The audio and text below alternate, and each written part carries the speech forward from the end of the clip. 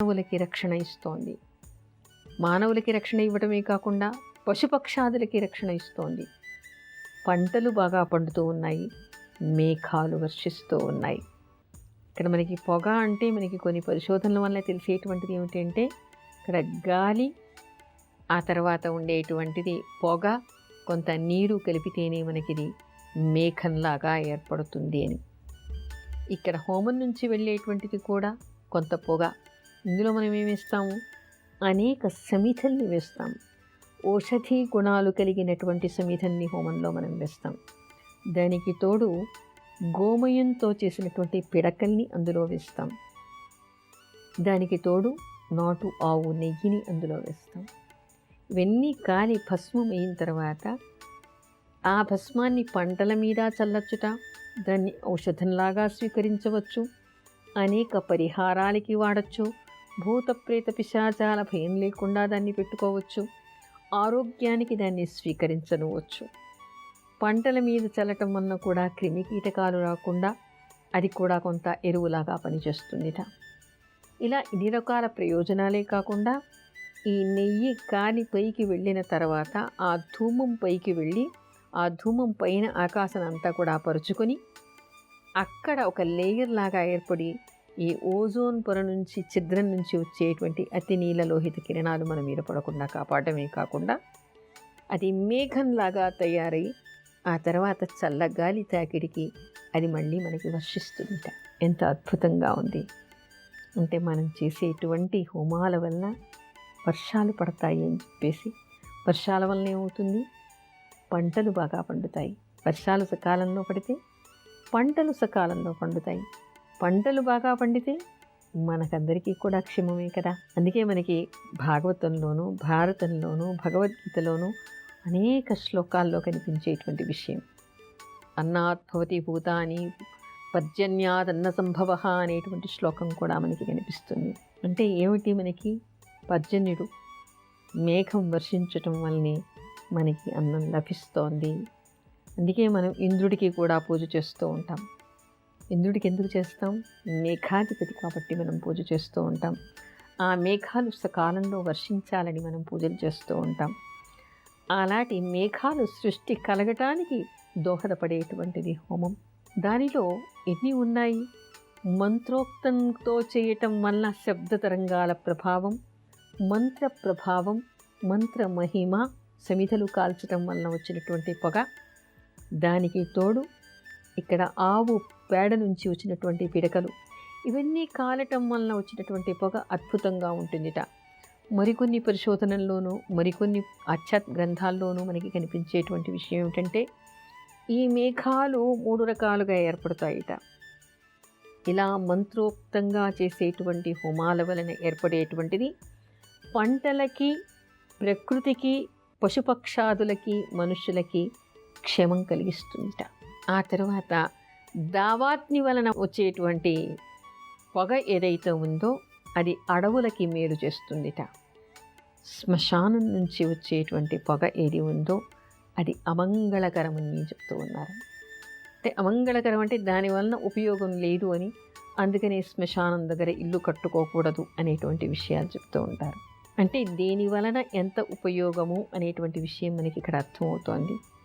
అందుకని సమంత్రికంగా శుభకరమైనటువంటి మంత్రాలతో భగవంతుడి కోసం అని చెప్పేసి చేసేటువంటి హోమాల వలన మనకి మేలు కలుగుతుందని, ప్రకృతికి మేలు చేస్తుందని, పంటలు బాగుంటాయని, వర్షాలు పడతాయని, పశువులకి మేలని, పక్షులకి మేలని, మానవులకి మేలని విషయాలు మనకి ఆధ్యాత్మిక గ్రంథాల్లోనూ, అదేవిధంగా పాశ్చాత్యులు చేసినటువంటి పరిశోధనల వల్ల కూడా మనకి వెల్లడవుతోంది. హోమాల వలన రోగాలు పోతాయా, మనం ఇందాక వర్షాలు పడతాయా అనేటువంటి విషయాన్ని కొద్ది మేర చెప్పుకున్నాం. ఇంకా చాలా విషయాలు చెప్పుకోవచ్చు, కానీ సమయాభావం వలన ముఖ్యమైనటువంటి కొన్ని విషయాలు మాత్రమే మనం చెప్పుకున్నాం. అయితే హోమాల వలన రోగాలు పోతాయా? చాలామంది భయపడుతూ ఉంటారు. నాకు ఎలర్జీ అండి, నాకు ఆస్తమా అండి, నేను పొగ దగ్గరికి వచ్చానంటే నాకు అది అగ్రివేట్ అవుతుందండి, నేను రాలేనండి. నిజమే, అలర్జీ ఉన్నటువంటి వాళ్ళకి పొగ పడదు, అలర్జీ ఉన్నటువంటి వాళ్ళు అక్కడికి వెళ్ళలేరు. కానీ మామూలు పొగలు వేరు. మామూలుగా అంటే ఇంట్లో వండుకున్నప్పుడు కట్టెల పొయ్యి నుంచి వచ్చేటువంటి పొగ వేరు, బయట దుమ్ము ధూళి బయట వచ్చేటువంటి సిగరెట్ లాంటి పొగలు వేరు, హోమం నుంచి వచ్చేటువంటి పొగ వేరు. ఎందుకంటే హోమాలు ఎన్ని రకాలుగా చేస్తాం మనం. చండీ హోమం చేస్తుంటాం, రుద్ర హోమం చేస్తూ ఉంటాం. ఆ హోమానికి తగినటువంటి సమిధలని, వస్తు సామాగ్రిని దానిలో మనం వేస్తూ ఉంటాం.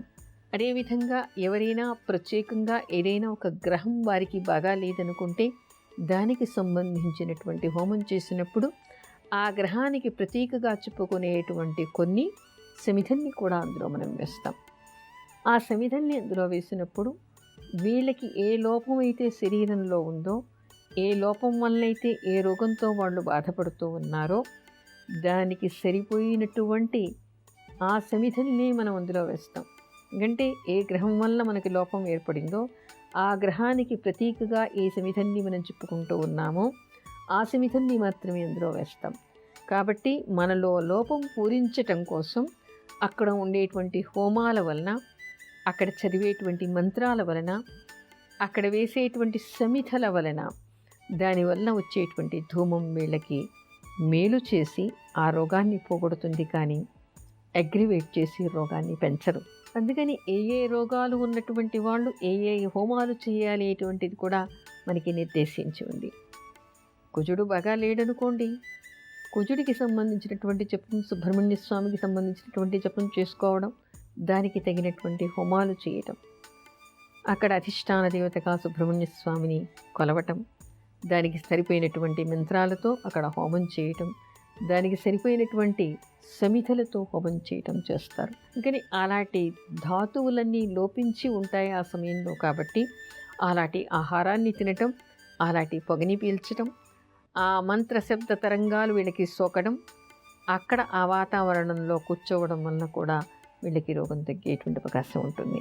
అలా ఏ గ్రహాల వలన దోషాలు ఉన్నాయో ఆయా గ్రహాలకి కానీ, లేదా ఏ కోరికల కోసం ఏదైనా హోమాలు చేస్తే దానికోసం కానీ, దానికి సంబంధించినటువంటి పారాయణ ఏముందో దానికి సంబంధించినటువంటి సమిధను అందులో వేస్తారు. సూర్యుడికి హోమం చేసేప్పుడు అర్క అనేటువంటిది, అంటే అర్క అంటే జిల్లేడు, దానికి సంబంధించినటువంటి సమిధను అందులో వేస్తారు. గణపతికి చేసినప్పుడు గరికెను అందులో వేస్తారు. అమ్మవారికి చేసినప్పుడు నానా ద్రవ్యాన్ని అందులో వేస్తారు. గుమ్మడికాయని అందులో వేస్తారు. ఇలా ఒక్కొక్క దేవతకి సంబంధించి ప్రత్యేకంగా ఏనాటి హోమాలు చేస్తారో దానికి సంబంధించినటువంటి హోమద్రవ్యాలన్నీ కూడా అందులో వేస్తారు. అందులో వేసినప్పుడు ఆ మంత్రాల్ని వినటం వలన ఆ శబ్ద తరంగాలు కూడా వీళ్ళ మీద ప్రభావం చెంది వీళ్ళకు ఉండేటువంటి రోగ నివారణ అయ్యేటువంటి అవకాశం. అన్నిటికంటే మించి భగవత్ ప్రార్థన కోసం చేసేటువంటి హోమం కాబట్టి భగవంతుడి అనుగ్రహం వలన వీళ్ళకి ఆ రోగం తగ్గే అవకాశం, అక్కడ వచ్చేటువంటి ఆ పొగను పీల్చటం వలన, ఆ వాతావరణంలో ఉండటం వలన వీళ్ళకి ఆ రోగం తగ్గేటువంటి అవకాశం, అక్కడ ఉండేటువంటి ఆ విభూతిని రోజు వాళ్ళు ధరించటం వలన వాళ్ళకు ఉండేటువంటి రోగం పోయే అవకాశం ఏర్పడుతుంది.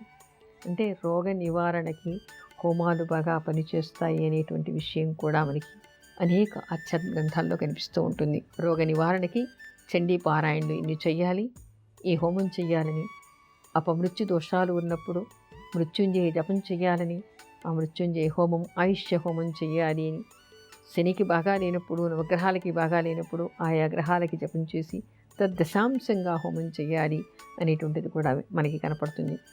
ఇక్కడ ఎంత శాస్త్రీయంగా కనపడుతూ ఉందంటే మనకి చాలా ఆశ్చర్యం వేస్తుంది. ఏదైనా ఒక మంత్ర జపం చేసినప్పుడు దానికి తద్దశాంశము మనం తర్పణం మొదలాలని, దానికి తద్దశాంశము హోమం చేయాలని మనకి శాస్త్రం చెప్తోంది. 1,00,000 జపం చేశారనుకోండి, 1,00,000 జపం చేస్తే 10,000 తర్పణాలు వదలాలి.